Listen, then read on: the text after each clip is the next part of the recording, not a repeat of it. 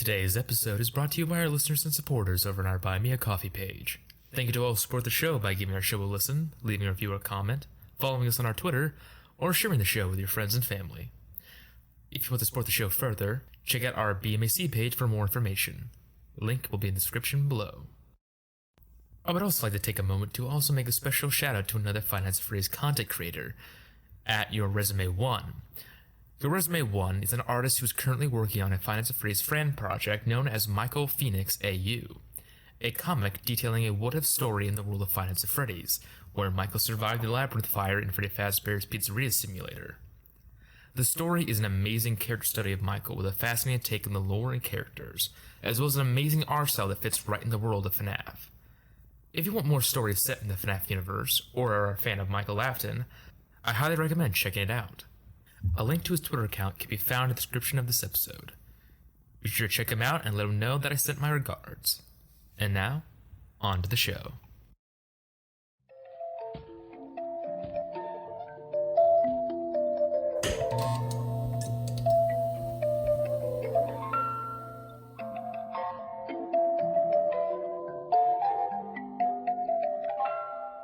Hello, and welcome to Into the Night, a Finance Freddy's podcast. I am your host, Nick, and thank you for listening. In our last couple of episodes, we went over the story present in Finance of Freddy's Help Wanted and its DLC, The Curse of Dreadbear. I highly recommend listening to those before diving into this episode, as this will be a wrap-up of the final story elements within the game. A quick summary for those who need a refresher. After the events of Freddy Fazbear Pizzeria Simulator, aka FNAF 6, Fazbear Entertainment was liquefied and all its assets went effectively for sale to whoever was the highest bidder. While not confirmed, the only plausible solution so far was that Michael did such an effective job of running the facade arcade and pizzeria that many investors were looking to sweep up a quick profit by revitalizing and completely rebranding the franchise into something more clean and modern. They did this by not only covering up the events of FFPS, but also hiring an indie developer to create games based on the real events of Fazbear Entertainment's past while they were rebuilding.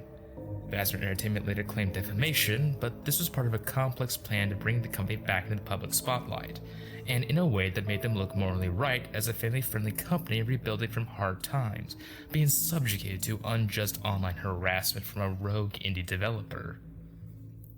After the news began to spread, Fazbear Entertainment contracted a VR software company called Silver Parasol Games to develop a virtual reality experience based off the indie developer's work. Fully visualizing the events of Fazbear's past is nothing more than urban legends that had either never occurred or were grossly over-exaggerated. The game would be called the Freddy Fazbear Virtual Experience, and it would be designed to be a horror game experience as well as the catalyst for Fazbear Entertainment's complete rebrand. However, during development, Silver Parasol Games was given old hardware and rusted scraps of circuit boards and burnt electronics. They were told by Fazbear Entertainment that these circuit boards would speed up development using some proprietary technology that allowed the code of old robots to be transferred as usable data for their in-game digital counterparts. But Fazbear Entertainment, in a rush to get their rebrand on the way, had accidentally given them too much. While not specified, it is hinted that Fazbear Entertainment hired a fixer of sorts to break into Silver Parasol offices to take back the scrapped animatronic parts because they had accidentally included information that proved that the Fazbear Virtual Experience was nothing more than an elaborate cover-up. But before the fixer had gotten there, the developers of the game had already scanned the rusted circuit boards into the game, resulting in a strange anomaly embedding itself into the code.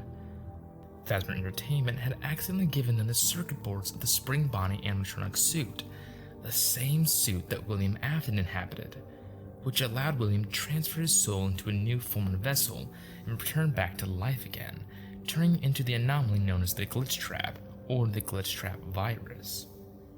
Searching for a new physical vessel, Glitch Trap began to infect the mind of Silver Parasol Games QA developer Jeremy, but inadvertently caused Jeremy to slowly lose his mind and become suicidal, which led to Jeremy committing suicide by cutting off his face with a guillotine paper slicer and bleeding out. This event started a domino effect of terrible circumstances.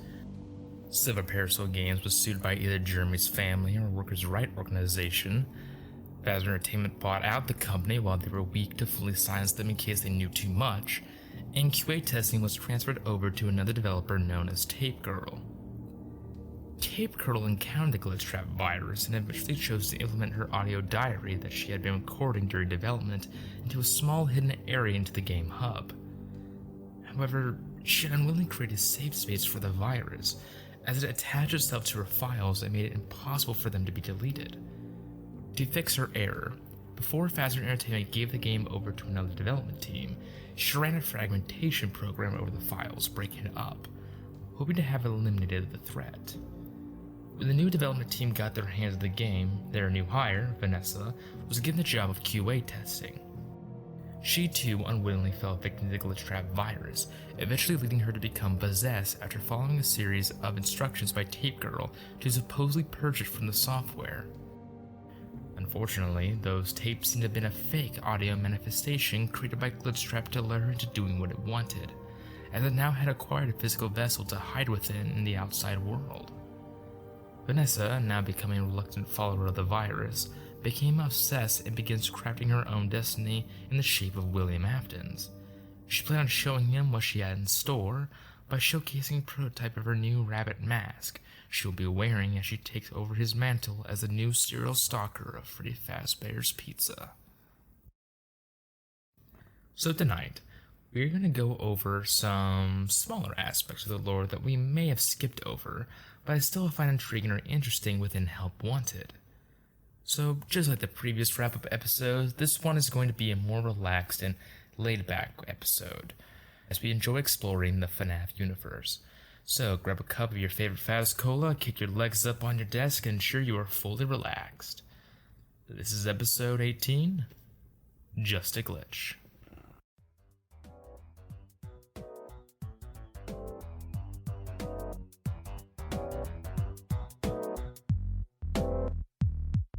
Let's start tonight's episode with some theory crafting.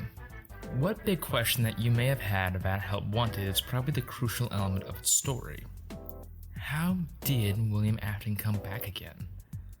While it's true that William and Michael both have the attribute of being durable, as both have come back to life either multiple times or in a way unique to themselves, FFPS insinuates that Michael and Henry's plan was designed to make sure William had no way of escape or reviving himself, and even Ultimate Custom Night doesn't really end with the idea that William will return one day. Before I get into my theory of how William Afton came back, I want to preface my own personal opinion on William Afton's return. If you're not part of the larger FNAF community, then you are probably unaware of the split the fanbase has when it comes to William Afton's resurrection in Help Wanted. Some really like the idea, as it does fit the concept that William Afton is an unkillable evil, akin to the old 80s and 90s horror films like Friday the 13th or Nightmare on Elm Street, where monsters like Freddy Krueger or Jason are seemingly unstoppable forces of nature, evil that, despite egregious wounds, will somehow keep reviving itself. In the middle, some people think the idea of Glitchtrap would have been more effective if it hadn't been William himself, but a leftover part of his essence. While the true evil is still dead, the human William is still causing misery on the living world, but through a method that he hadn't even considered, nor he, Mike, or Henry could have even been aware of.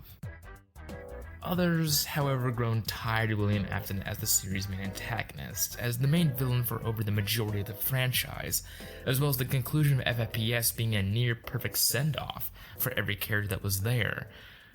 The inclusion of William Afton returning to a not-so-large majority seems cheap, as it effectively ruins the entirety of Michael Afton's character arc over the series. It seems he spent so much time trying to redeem himself and take responsibility, only to never accomplish his main goal after he sacrificed himself. I am somewhere in the middle, but leaning more towards the latter. I think bringing William Afton back could have been exciting if only done in a more proper way. How Steelwool, the developers of Help Wanted and eventually Security Breach, went about William Afton's resurrection was poorly handled in my eyes. The method of reviving him was a major plot hole, as some of you may have been thinking since 2 episodes ago. Well, hold on, if only it took scanning the circuit board to revive William, Why aren't all the other scrap animatronics inhabiting the game alongside him? The only answer I can come up with is Steelwool literally didn't consider this. This is why a latter character introduced in Security Breach was introduced, as Steelwool recognized their error and had to give some reason as to why the others weren't also reborn as well, despite that reason being pretty hand-fisted and quite disappointing when you really think about it. I think the fact that reviving William Lilly right after a game based on his eternal torment also rubbed a lot of people the wrong way. It shows a strong lack of faith in the developers and comes across as they don't know how to write an engaging story without him. That, and as I said before, bringing William back and not explicitly bringing Michael back as well ruins Mike's entire character arc. If Michael had survived the FFPS fire and was off still doing his own thing, I don't think this direction would have been that terrible. Just an idea I came up with, and something that doesn't even directly involve William. But wouldn't it have been interesting if Michael had survived the fire by escaping through whatever escape route Henry had planned? But his reasoning for this was that even after everything Michael did to redeem himself, he was still too afraid to die, because he fears having to face his younger brother in the afterlife. His younger brother, the bite victim from FNAF 4, he is afraid to see him and terrified on what his younger sibling will say to him. This would be an engaging and interesting setup, and fit in line with the concept that Mike and William mirror one another in their stories, as William too fears death, but specifically fears hell and paying for his crimes, hence why when he found out his victims live on in other forms, he tried to unlock the secret to immortality. Michael had already gained immortality, but he too fears death, but for a different reason, effectively being afraid to die and go to heaven and look at his brother's face again. Both fear death because they are afraid to face the consequences of their actions in life. Bringing back William, though, with no story beat or emotional resonance was by far one of the worst decisions they could have made when it came to reviving him. And it won't be the last time Steel will show they are pretty sloppy when it comes to the writing elements of FNAF. But back to the main topic, how did William come back? Well, there's nothing to state to confirm this, but by using what we know from the canon storyline as well as the Fazbear Fright novels, I think I can piece together at least a cognitively coherent storyline. After the events of FFPS, William Afton's soul was trapped in a state between life and death by Golden Freddy. These are the events that we see in Ultimate Custom Night. This goes on for a while, but because Golden Freddy refuses to let William go, he unknowingly created a backdoor for his murderer. Despite the fire's nullifying effect on the supernatural, Golden Freddy had given him an effective shield that allowed his soul to remain in the carcass of the spring-body suit. The suit was broken down by the flames of the labyrinth, and he could no longer operate it. Fire had completely taken away his ability to do that. But he could transfer his soul into another vessel if the opportunity arose. And it just so happened it did when Fazbear Entertainment gave Silver Parasol Games and scrapped animatronic boards. Now, how they missed the literal mummified corpse inside the machine, I don't know. But Fazbear Fright had the same problem when they found Springtrap behind the false walls of the rundown original Freddy Fazbear restaurant, so we can let that slide. I admit this theory isn't perfect, especially considering Steelwool contradicts their own story in Security Breach because William Afton's body and suit are still intact, because they can't help themselves, but it's the only logical conclusion I can come up with how William came back, because it does seem to be on par with William's revival in the Fazbear Fright novels. Quick side note. You may have noticed that I've bashed Steelwool's writing here or there and across the entirety of this series. That's because Steelwool's storytelling makes me absolutely livid.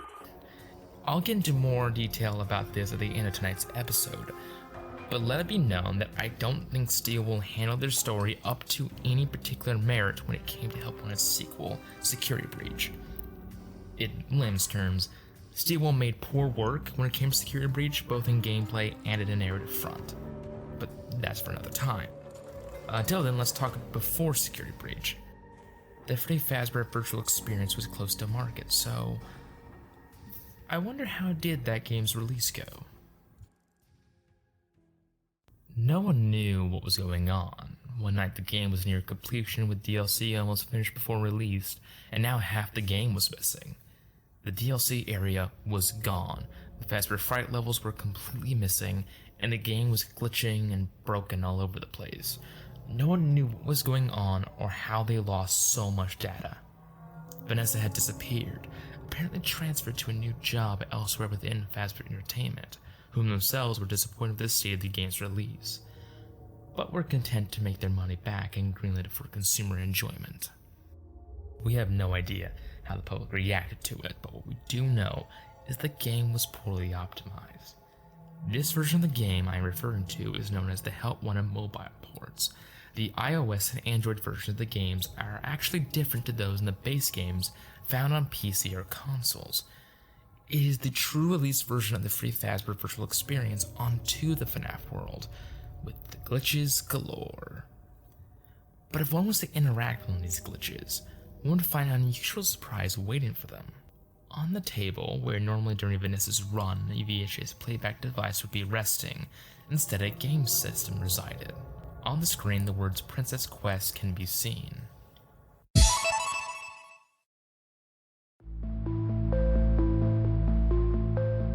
The character the player controls is a princess with yellow clothing and blonde hair.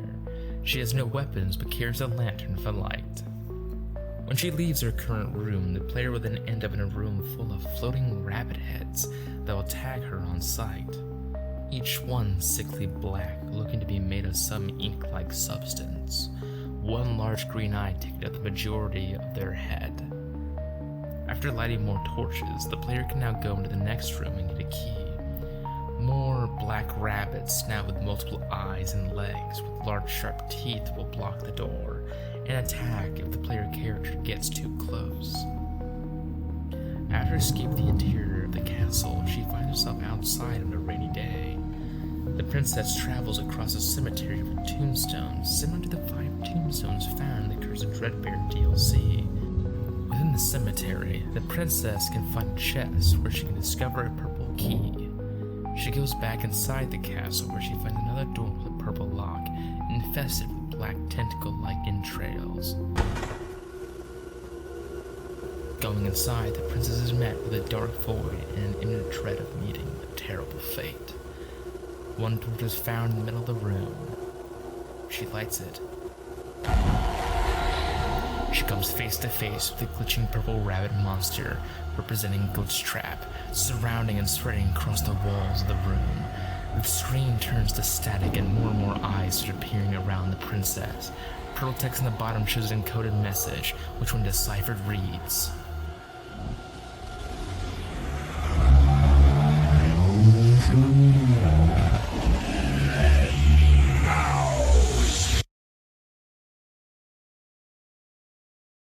Princess Quest is a metaphorical version of events we covered in a previous episode, episode 16, Do You Trust Me?, with the princess representing Vanessa, and how she slowly loses her body and mind to Glitch Trap virus before being fully engulfed and taken over. Her only instructions being to let him out. Now, some of you who have played Security Breach know that in the game, Princess Quest not only makes its return, but 2 more levels can also be found tucked away in arcade cabinets. The problem with this is that Steelwool, once again, couldn't help themselves and once again ruined the metaphor and instead made the princess become directly tied to Vanessa's mind. And I don't mean metaphorically, I mean literally connected to how she can resist William's control of her mind. If you think that makes no sense, it's because it doesn't. It literally doesn't. There is no lore and no theory that makes sense of Steelwool's decision in Security Breach when it comes to its continuation of Princess Quest. It is blatant incompetence. Okay, getting a little negative there. Everything's fine. I'm totally not dreading making an episode on Security Breach. Security Breach. Let's talk about something else.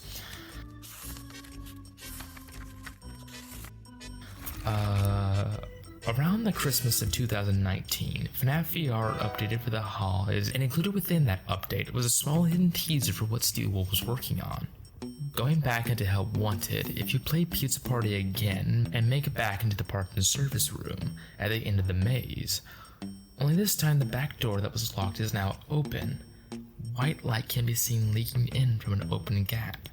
Small sprinkles of snow flutter in. If one chooses to go through the doorway, one is met with a construction site. Large pylons and I-beams pierce the skies. The infrastructure to be the size of a large complex or mall. Construction equipment, cement mixers, and excavators are spotted across the construction landscape.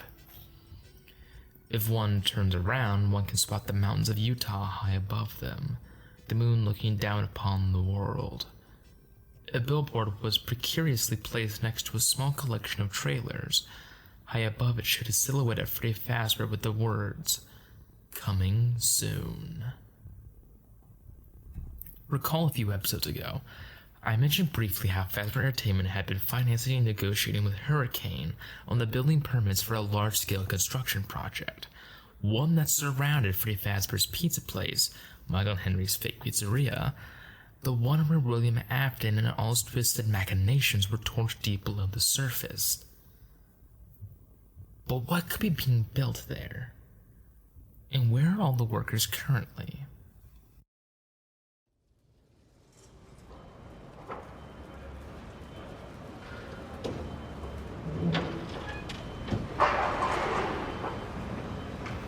Deep within the confines of the rundown pizzeria, a multitude of men were busy attempting to renovate the charred building that had seen better days. They had no inclination of how old the building was, but it was filthy and littered with scrap and trash, primarily a multitude of discarded and decaying metallic endoskeletons. The men absolutely dreaded carrying the encumbersome heavy metal robots. Gil, one of the workers on the renovation project, surveying the pizzeria next to the main stage in the back wall of the building. Next to the rectangular stage in each corner were bright lights that still illuminated, despite the lack of power in the facility. Looking directly at it, a small circular stage was to its left, draped with a red curtain that could probably fit one performer. Surrounding both wooden stages is what could only be described as Robot Armageddon. Too many endoskeletons to count, and only 4 men tasked with tearing them all apart. As Gil was about to lean against the stage, his partner, Danny, crawled beneath the tarp below the main stage, pulling out another endoskeleton beneath it. Danny was annoyingly young and upbeat, neither of which helped the job go faster. In fact, the 4 of them down here, both Gil and Danny, along with the 2 other men named Carl and Owen, who were currently trying to tear off a robotic arm, Gil didn't see how it was going to be possible to meet their deadline. Fazbear Entertainment, or the Suits, as Gil liked to call them, had tasked them with renovating the place to be eventually memorialized. Danny had talked about the possibility that they were going to make it into a museum, or sprucing it up and preserving it while they build the massive building complex around it. The massive building would be a 3-story infrastructure, fit with arcades, restaurants, gift shops, laser tag, roller coaster, go-kart, and mini-golf. They were going to call it the Pizzaplex.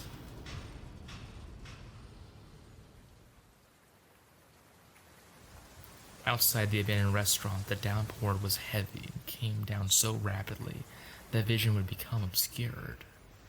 Through the crackling sound of the rain on the dirt and cement pavement, the sound of intermittent beeps of a truck backing up. 2 workers who had huddled on some scaffolding to keep dry so the truck pulled in, but were confused at its presence. However, they learned early on for working with Fazbear Entertainment that asking questions was never a good idea. A curly-haired man came running out of the truck with a clipboard. The 2 workers made a room for him underneath their mock shelter. He thanked them and presented them with the clipboard to sign. They were supposed to get a shipment today, as well as to help unload it, but they had no idea what was inside. The workers both raised an eyebrow. The paper documented state-of-the-art animatronics.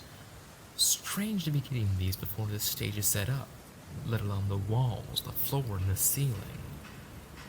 The worker signed, and the truck driver quickly locked his clipboard inside his truck and quickly tried to the back of it. He unhooked the large metal latch, making a loud thunk in the process. before rolling up the door with the sound of metallic squeals. The three men hopped into the truck's trailer, setting the various friendly-looking animatronics inside. One, a bear. Another, an alligator with a mohawk, both bipedal with broad chests. A white chicken and a gray fox, both with feminine features, also leaned on each other on one side of the trailer. A disturbingly thin and lanky robot who looked to have the sun for a face. A wild smile adorned it with opaque white eyes, complemented with a golden red jester-like outfit. Alongside a couple of other robotic endoskeletons, they all looked pristine and shiny with that brand new car complexion. All except one. One endoskeleton, aged and tattered, stripped down of any outer shell. Unlike the robots the Renault crew had been pulling out, it was impressive in its design, as it wasn't just a basic metal structure. Its steel frame was a collection of metal-like rods and curved plates. Its joints were spherical and dynamic. The robot was dark and discolored, as if it had survived some kind of fire. All except the animatronic skull, which was still silver. Its eyes were white, encased in steel sockets, and the larger lower parts contained an unhinged metal-toothed mouth. On the top of its head were two ears, bent and stuck out like antennas. Gil, who had taken a trip outside to get away from his co-workers, mainly Danny, appeared at the entrance of the cargo trailer. Gil spotted the bear endoskeleton and was immediately hit with a spark of inspiration. He muscled in between the three other men and told them he would take the bear endoskeleton, claiming it was clearly just meant for spare parts and he could find better use for it. The three men could only help but shrug. Less work for them, they guessed. Gil took it back into the pizzeria, huffing and puffing as he lugged the large machine through the rain. It was excruciating, but it would all be worth it. Danny, Carlo, and Owen gave Gil a confused look. They were supposed to be tearing robots apart and getting them out, not bringing fully intact robots inside. Gil simply told them to carry on, however, that this robot was about to make their lives a whole lot easier. You see, Gil was in actuality a bit of a programmer, and originally wanted to be hired as part of the Pizzaplex's tech team. He had no prior experience, but he tinkered with programs and robots all the time in his garage. However, the suits didn't see him as reliable assets, and instead sent him digging up robots out of the gutter. This idea of his was not only going to make the job of the Renault crew much easier, but prove to the suits how reliable of an asset he truly was.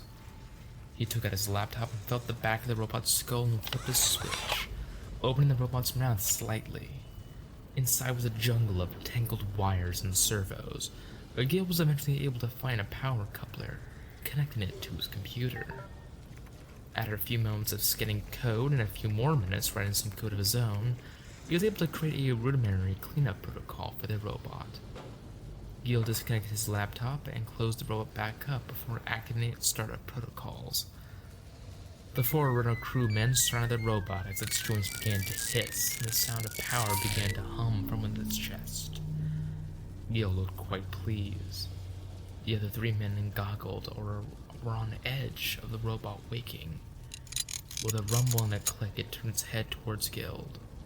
Awaiting instructions. Gil had a wry smile. Danny was beaming with childish amusement, but Carlo and Owen were both still in a defensive stance. Gil looked at his new robot and gave its orders. He was to take inventory and break the limbs and heads off of all the endoskeletons in the restaurant and pile them up in the corner. The robot's internal mechanisms crackled and churned before opening its mouth again.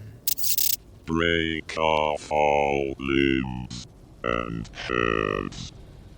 Pile them up. Easy peasy. Got it. The robot looked directly at Gil, which gave him a sudden shiver. Whether from the robot's glowing gaze or its surprisingly nonchalant addendum to his instructions, he didn't know. He rose to its feet before doing a quick 360 of the restaurant, most likely taking inventory before taking a step towards Carlo and Owen. Gil quickly stood up, and Danny's enthusiasm quickly collapsed into nervousness. Carlo had an expression of fear, or perhaps annoyance, or both. He and Owen quickly got out of the robot's path as it made a beeline towards a collection of endoskeletons. It picked up the nearest one to it and effortlessly tore apart its arms and legs from its chest. Stomping across the black and white checked linoleum, it started to make a pile of arms and legs, chests, and heads for every piece before moving back to the next robot in the pile. Gil was proud of his genius, and Carlo and Owen were happy the work would be cut down for them, but Danny was still uneasy. Danny turned around real quickly, only briefly seeing Gil toss his arms up when he saw how fast the robot was dismantling everything. When Danny was about to agree with him, he turned back and saw the robot loom over Gil. It moved blindly fast with little to no noise it previously had done. Gil screamed as it pulled off his arms before moving on to his legs, then his head. He hurled each limb to his designated pile before turning to the other three men.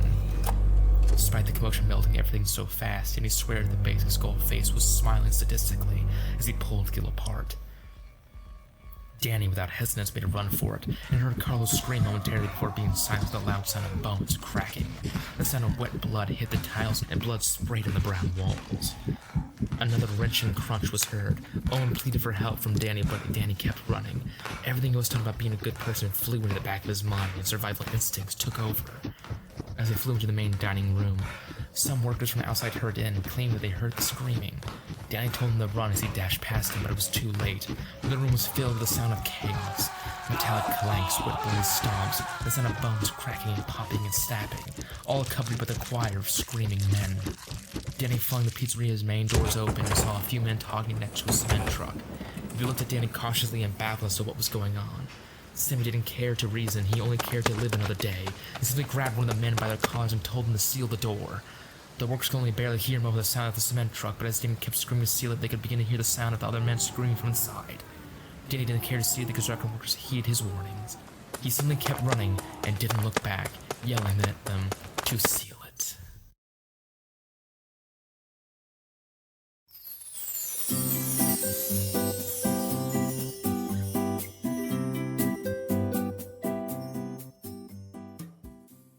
Before we wrap up tonight's episode, I think we should discuss the red neon light in the room. Security breach is obviously the next step in the journey of FNAF's story, which has been something I have been dreading since the beginning of the year. When I started this podcast, I was excited for the game's release, but now that it has come to market and has sat with me for over 6 months, I'll be honest, I have no idea how I'm supposed to make an episode out of it. The story and characters of Security Breach are either so hollow or so incomplete written that I don't think it can make a full episode without it being filled with sarcasm or backhanded compliments. Yes, I genuinely do not like the game that much, which is why I'm hesitant to make an episode out of it.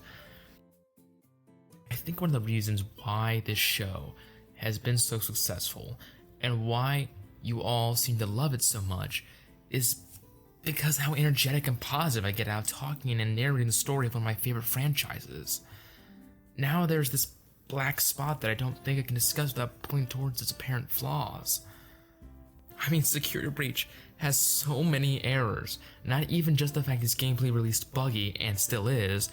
Things like the ruinization of Michael Afton's arc or the character of Funtime Freddy, the lost potential of Vanessa and the underutilization of Glamrock Freddy, the stupidly obscure story of Gregory and the lack of fundamental world building with Fazbear Entertainment, how contradictory the advancements of the Glamrock robots are, and in conjunction with how supernatural powers of FNAF affect them.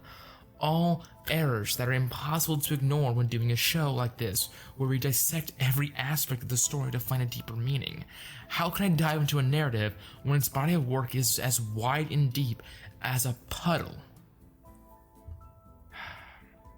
This is why I have flip-flopped numerous times on what decision to make. Do I bite my tongue and trudge on to make a normal episode of the show about Security Breach for you all? I could do it, but it would almost feel disingenuous if I'm not truly interested in it. Perhaps I can do a full-blown analysis of the story and what went wrong with it, the positives and negatives of Security Breach that we can discuss and, review. But if it's too negative, even if you use comedy to create some levity throughout it, would that be enough to entertain you all? Would that be what you all want to listen to? I'm not sure what to do here.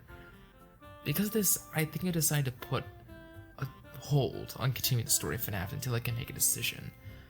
I might pull the poll up on Twitter, maybe in the coming weeks if its decision must be made. Until then, I think I want to put it in the back of my mind and focus on the amazing stories within the franchise. I already have 2 in mind that I'm going to do. They are the best stories I think I have seen be told within this franchise. They aren't exactly canon, but they fit well within the lore despite it, and are still stories that show how creative and emotional you can weave a tale within the world of Five Nights at Freddy's.